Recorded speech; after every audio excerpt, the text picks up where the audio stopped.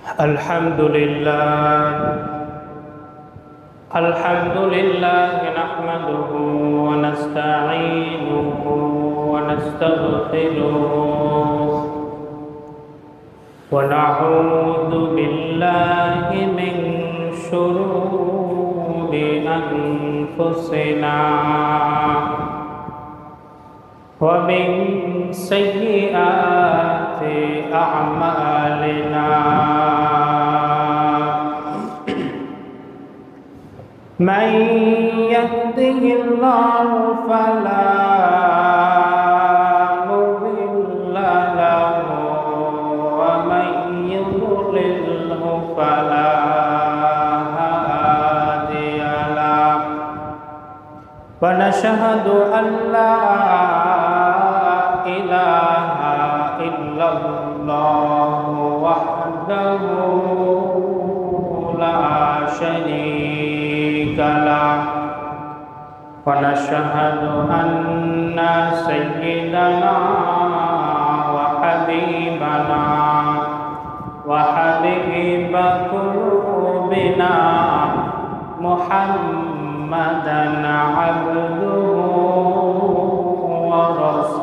ورسوله أرسله بالحق بشيرا ونذيرا وداعيا إلى الله بإذنه وسراجا منيرا فقد قال الله تبارك وتعالى في القرآن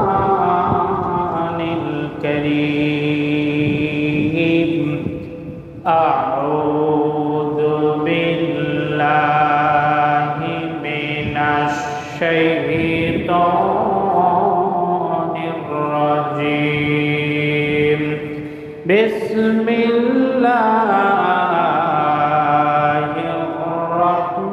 الرحمن الرحيم إن الله وملائكته يصلون على النبي يا أيها الذين آمنوا صلوا عليه وسلموا تسليما اللهم صل على سيدنا مولانا محمد وعلى آل سيدنا شفيعنا محمد সবাইটা একটু আড়মোড়া ভেঙে খেয়াল অন্যদিকে থাকলে সরিয়ে নিয়ে এসে একটু নড়ে সরে মনোযোগটা নিবদ্ধিত করে জবানটা ছেড়ে দিয়ে মহব্বতের সাথে দরুদ শরীফ পড়ে আল্লাহুম্মা সাল্লি আলা সাইয়্যিদিনা মাওলানা মুহাম্মদ ওয়া আলা আলি সাইয়্যিদিনা শাফিঈনা মুহাম্মদ আমিন কোরআনের সুর মাঝে শুনেছি যে নাম আজানের সুর মাঝেও শুনেছি ও নাম আমি কোরআনের সুর মাঝে শুনেছি যে নাম আজানের সুর মাঝেও শুনেছি ও নাম শুনেছি আমি আমার হৃদয় হে রাসূল নবী যে তোমার হে রাসূল নবীজি তোমায় আল্লাহুম্মা সাল্লি আলা সাইয়্যিদিনা মাওলানা মুহাম্মদ ওয়া আলা আলি সাইয়্যিদিনা শাফিঈনা মুহাম্মদ বালাগাল উলা বিকামালিহি কাশাফাত দুজা বিজামালিহি হাসুনাত জামিউ খিসালিহি সাল্লু আলাইহি ওয়া আলিহি রব্বি জিদনি ইলমা রব্বি জিদনি ইলমা রব্বি ইশরাহ লি সাদরি ওয়া ইয়াসসির লি আমরি واحلل عقدة من لساني يفقهوا قولي وبك نستعين يا مستعان সম্মানিত প্রিয় উপস্থিতি, আবারও একটি নতুন জুমার দিনে আল্লাহ রাব্বুল ইজ্জত আমাকে আপনাকে সুস্থ সবল অবস্থায় পাক পবিত্র হয়ে সকলকে আগে আগে মসজিদে উপস্থিত হওয়ার তৌফিক এনায়েত ফরমালেন। সেই মহান রবের দরবারে জবানটা ছেড়ে দিয়ে সকলে একটু কালেমাতুশ শুকর পাঠ করি, সকলে বলে আলহামদুলিল্লাহ। প্রিয় উপস্থিতি, আজকের দিনে আমরা ক্যালেন্ডারের দিকে যদি তাকাই তাহলে দেখতে পাই আজকে জুলাই মাসের 11 তারিখ। জুলাই মাসের কত তারিখ? 11 তারিখ। আবার আমরা আরবি সনের দিকে যদি তাকাই তাহলে দেখতে পাই যে মুহররম মাসের আজকে 15 তারিখ। আবার বাংলা সনের দিকে যদি তাকাই তাহলে আমরা দেখছি আষাঢ় মাসের আজকে 27 তারিখ। কত তারিখ? 27 তারিখ। বৈশাখ জ্যৈষ্ঠী, আষাঢ় শ্রাবণ। আষাঢ় শ্রাবণ এই দুইটা মাস আমাদের এই বাংলার প্রকৃতিতে গ্রীষ্মকাল। ক্ষণে ক্ষণে বৃষ্টি হয়, সকাল সন্ধ্যা রাত্রি কোনো সময় বা ধরা বাঁধা নেই। যে কোনো সময় আকাশ কেঁদে দেয়, আমাদেরকে ভিজে দেয়, ঠিক কি না? আকাশ কান্না করে আর আমরা ভিজে যাই।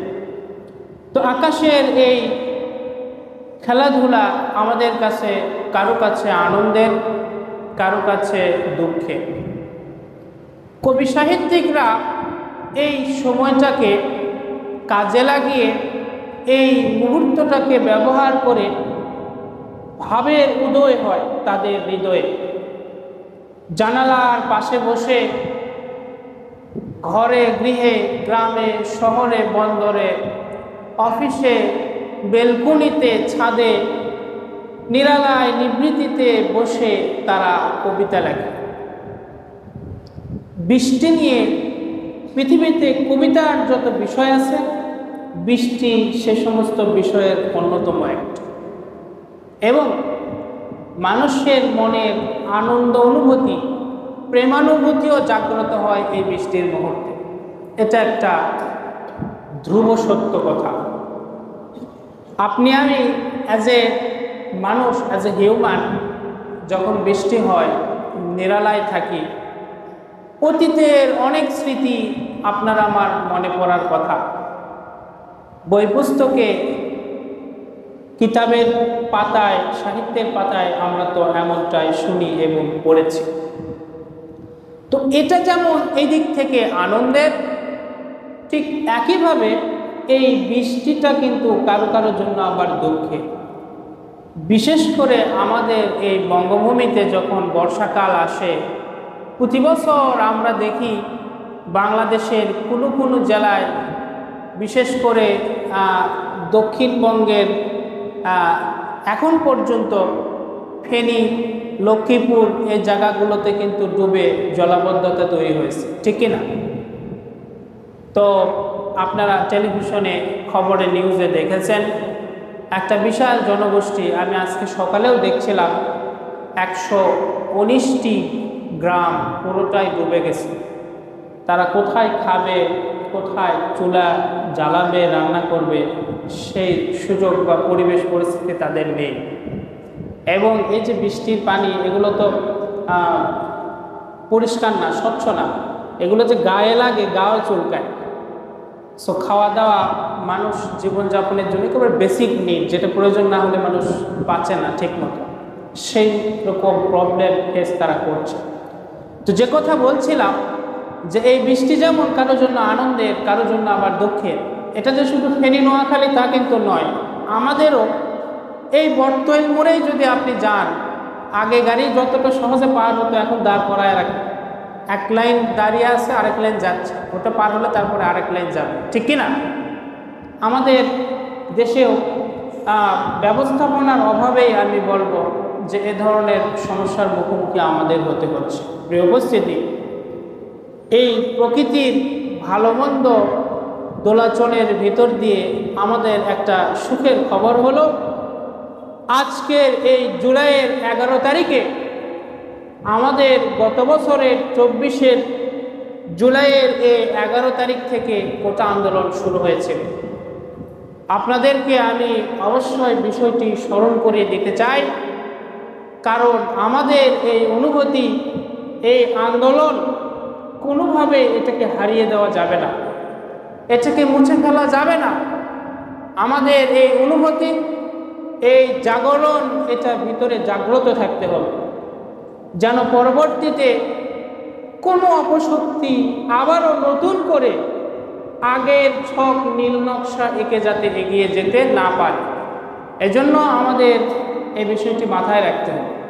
তো আজকে আমি নিউজেও দেখছিলাম, বিভিন্ন পেপার পত্রিকাও তারা কোটপত্র ছাপিয়েছে যে আজকে থেকেই এই 11 জুলাই থেকে আমাদের এই কোটা আন্দোলন এটা সূচনা হয়েছিল।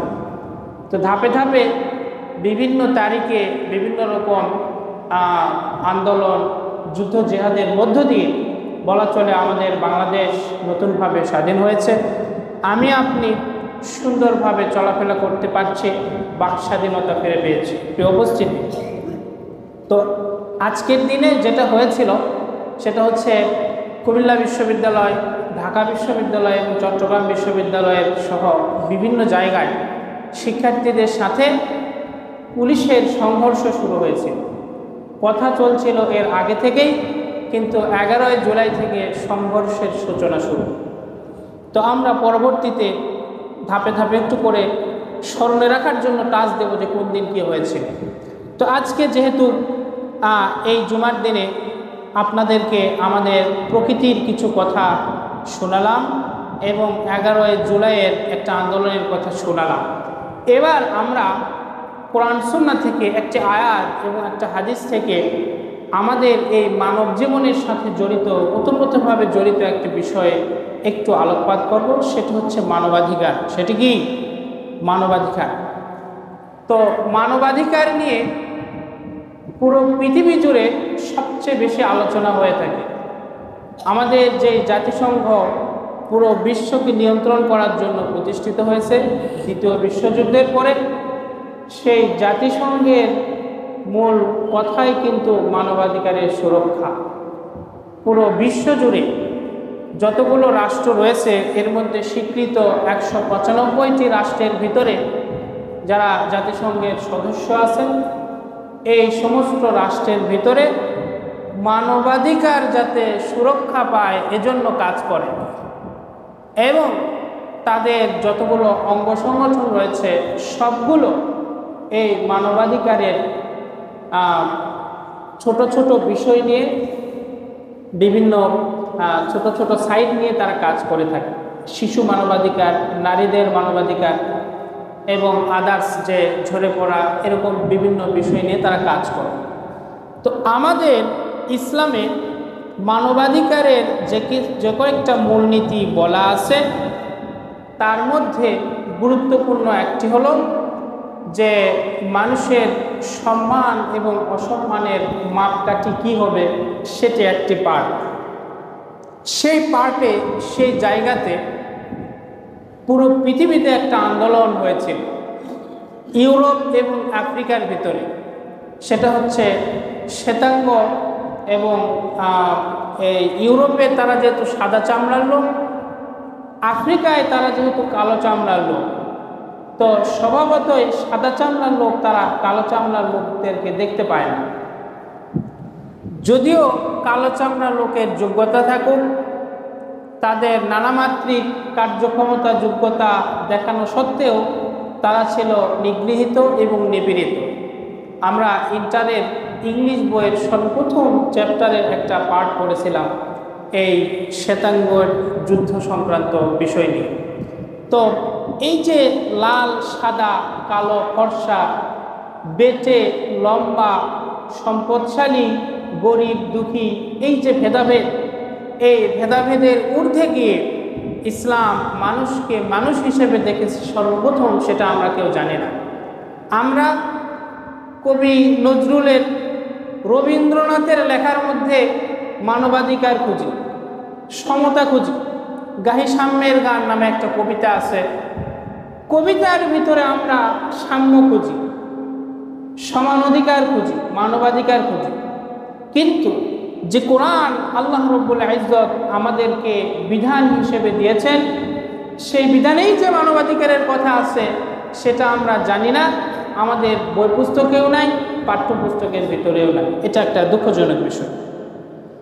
অথচ কোরআনুল কারীমের সূরাতুল হুজরাতের 13 নম্বর আয়াতে আল্লাহ রাব্বুল আলামিন স্পষ্ট করে ঘোষণা দিয়ে বলেছেন, আল্লাহ রাব্বুল আলামিন কথাটাকে এভাবে বলেছেন, ইয়া আইয়ুহান নাসু ইন্না খলাকনাকুম মিন যাকারিন ওয়া উনসা।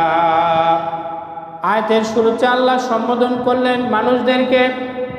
কোরআনটা কিন্তু মানি আমরা মুমিন, যারা আমরা মুসলমান, নবীজিকে বিশ্বাস করি, তারাই কিন্তু কোরআন মানি।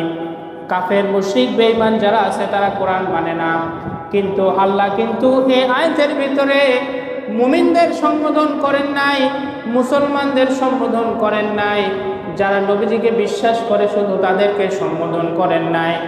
যারা মানুষ, যাদের রক্তে মাংসে গড়া মানুষের পরিচয় আছে, মানব জন্মে যারা জন্ম নিয়ে প্রতিষ্ঠিত, তাদের সবাইকে আল্লাহ সম্বোধন করে বলেছেন, ইয়া আইয়ুহান নাস, হে পৃথিবীর মানব সকল, সবাইকে আল্লাহ সম্বোধন করেছেন।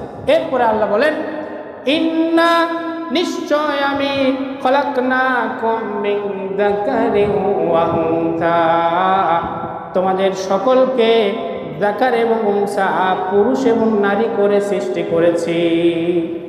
আল্লাহ শুরুতে বললেন, আমি যে মানব জাতি সৃষ্টি করেছি, মানুষ দুইটা পার্ট, নারী এবং পুরুষ। এরপরে আল্লাহ বলছেন, ওয়াজআলনাকুম শুউবান ওয়া ক্বাবাইলা, আল্লাহ বললেন বিভিন্ন জাতি এবং গোত্রে বিভক্ত করে আমি সৃষ্টি করেছি। বিষয়গুলা নোটিসেবল, আপনি একটু নোট করবেন যে আল্লাহ কীভাবে মানুষদেরকে সম্বোধন করছেন, কীভাবে জিনিসগুলো বর্ণনা করছেন। সর্বপ্রথম আল্লাহ সম্বোধন করলেন পৃথিবীর সমস্ত মানুষ। এখানে আমি আপনি বাংলাদেশের এই কলাবাড়িতে বসবাস করছি, তারা যেমন আছি, ওই আফ্রিকার জঙ্গলে আশেপাশে ঘুটঘুটে কালো অন্ধকার চেহারার মানুষ তারাও আছে। আবার ওই ইউরোপের সাদা ধবধবে সুন্দর চামড়ার যারা মানুষ, তারাও কিন্তু সেখানে এই আয়াতের এই সম্বোধনের ভিতরে আছে। আল্লাহ বললেন, হে মানব সকল, তোমাদের সকলকে আমি সৃষ্টি করেছি মিন যাকার ওয়া উনসা, নারী এবং পুরুষ করে। আরেকটা কি, ওয়াজআলনাকুম শুউবান ওয়া ক্বাবাইলা, বিভিন্ন জাতি এবং গোত্রে আমি তোমাদেরকে বিভক্ত করেছি। আমরা এক জাতি। আল্লাহ জানে যে পৃথিবী সব জায়গায় পুরো ভূপৃষ্ঠ জুড়ে এক জাতি এবং এক গোত্রভুক্ত যদি করি তাহলে সেটা চলবে না। এই জন্য আমরা বাঙালি জাতি নামে পরিচিত। ইউরোপেরা তারা একটা, আফ্রিকায় তারা একটা, ওই অস্ট্রেলিয়াতে তারা আরেকটা, ওই উত্তর আমেরিকা, দক্ষিণ আমেরিকা, আপনি সব জায়গায় যদি করে দেখেন বিভিন্ন জাতিগোষ্ঠীতে মানুষ বিভক্ত। কেন করেছেন আল্লাহ সেটাও সাথে সাথে বললেন, লিতাআরাফু, যাতে তোমরা একে অপরকে চিনতে পারো। যদি সকলেই এক জাতিগোষ্ঠীতে বিভক্ত থাকতো, এক জাতিগোষ্ঠীর মধ্যেই যদি পরিচয় লাভ হতো, একে অপরকে আমরা চিনতাম কেমনে? চেনার কোনো উপায় ছিল? যদি বলা হয় আপনি কে, তো বলে যে তুমি যা আমিও তাই, তাহলে আমি আর চিনবো কে? যদি বলা হয় আপনি কে, বলে যে আমি তো ওই আব্দুর রহমানের ছেলে, আমার নাম আব্দুল্লাহ, তো বলে ও আচ্ছা তুমি তাহলে ওই পাড়ার অমুক ছেলে, ঠিক কিনা?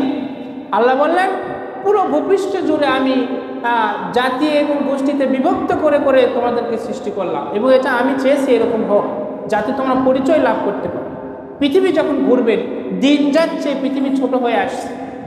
আগে যখন আমরা এই দেশেরই এক প্রান্ত থেকে আরেক প্রান্তে যেতাম, তখন কত যে সময় লাগতো।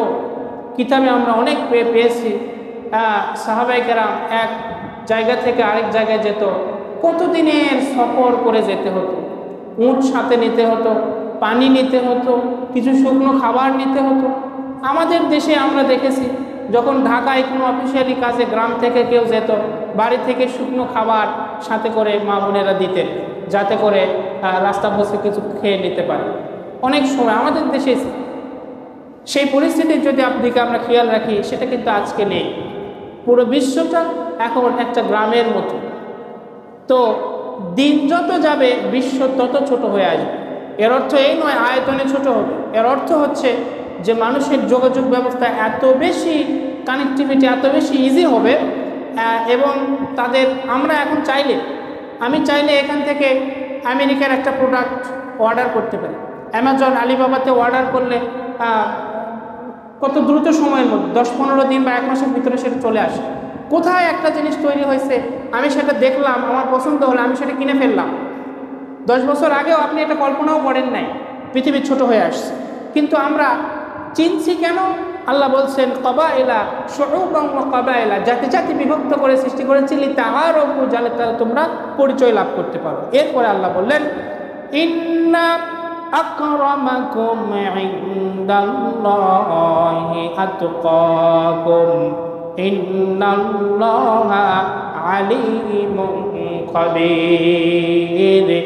কিন্তু এই যে তোমাদেরকে নারী পুরুষ করে সৃষ্টি করলাম, জাতি গোত্রে বিভক্ত করে সৃষ্টি করলাম, এর মধ্যে সবচাইতে সম্মানিত আর সম্মান মর্যাদা পাওয়ার উপযুক্ত পার্সন হিসেবে বিবেচনা করলে ওই ব্যক্তি হবে যার মধ্যে সবচাইতে বেশি আল্লাহর ভয় পাওয়া যাবে।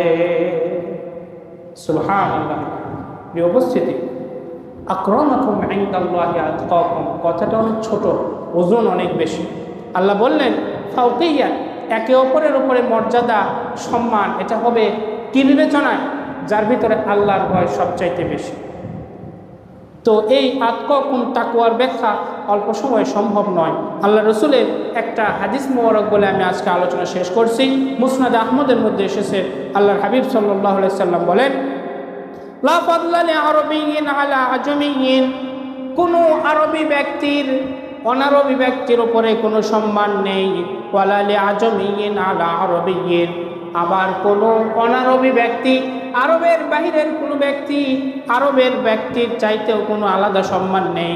ওয়ালা আহমার আলা আসওয়াদা, আবার কোনো সাদা চামড়া লাল চামড়া ব্যক্তির সম্মান আলা আসওয়াদা কালো চামড়া ব্যক্তির উপরে হয় না। ওয়ালা আসওয়াদা আলা আহমারা, আবার কোনো কালো চামড়া ব্যক্তির সম্মান সাদা চামড়া ব্যক্তির উপরে হবে না। ইল্লা বিত্তাকওয়া, তবে তাকওয়ার ভিত্তিতে সম্মানটা বিবেচিত হবে। আল্লাহর হাবিবও একই কথা বলে গেছে। এখানে ছোট্ট একটা নোক্তা বিষয় হচ্ছে, বলেছেন সাদা চামড়াওয়ালা ব্যক্তিকে বুঝাইতে আল্লাহ রসুল বলছেন আহমার, লাল। সাদা বলে নাই, লাল বলেছেন। কারণ যারা ফর্সা মানুষ হয় তাদের রক্ত থাকার কারণে ওই একটু ঠোকা দিলে আপনি দেখবেন সাদাটা লাল হয়ে যায়, ঠিক কিনা? এই নোক্তাটা বোঝানোর জন্য আল্লাহ রসুল সাদা বলে নেয়, ফর্সা মানুষকে বুঝাইতে লাল বলেছেন আহমার। তো এইটা একটা বিষয় যে যারা বেশি ফর্সা হয় তাদের সাধারণত একটু ঠোকা লাগলে বা কোনো কিছু আপনি দেখবেন চামড়ায় এরকম করলে লাল হয়ে যায়। এই জন্য আল্লাহ রসুল বলছেন যে ফর্সা, কালো, বেটে, লম্বা, উঁচু, ইউরোপিয়ান, বাঙালি, আফ্রিকিয়ান, এগুলো দেখে মানুষের সম্মান হবে না, মানুষের সম্মান হবে আল্লাহর ভয়। প্রিয় উপস্থিতি, মানবাধিকারের যতগুলো মৌলিক মূলনীতি ছিল এর মধ্যে একটি হচ্ছে আমরা সম্মানিত মানুষ কাকে মনে করব। তারই একটা কোরআনের আয়াত এবং একটা হাদিস আপনাদের সামনে এই জুমায় আলোচনা করেছি। আল্লাহ পাক আমাদেরকে এটা মাথায় রেখে সেভাবে আমাদের মনস্তাত্ত্বিক জগৎকে তৈরি করার তৌফিক দিক, সকালে বলে আমিন। আর আমরা বলেছি যে আমাদের এই 11 জুলাই থেকে আমাদের 2024-এর যে গণ অভ্যুত্থান সেটা সূচনা হয়েছিল, পর্যায়ক্রমে আমরা সেটা স্মরণ করে দেব ইনশাল্লাহ। কারণ আমাদের এই অনুভূতি এটা কখনোই ভোলার নয়, এটা জাগ্রত রাখতে হবে। আগামীতে কোনো জায়গায় কোনোভাবে কোনো রকমের জুলুমিয়াত যদি মাথাচাড়া দেয়, এই অনুভূতিকে কাজে লাগিয়ে আমাদেরকে সেটা মিটিয়ে দিতে হবে। আল্লাহ পাক আমাদের সকলকে তৌফিক দিক, সকলে বলে আমিন। ওয়া আখিরু দাওয়ানা।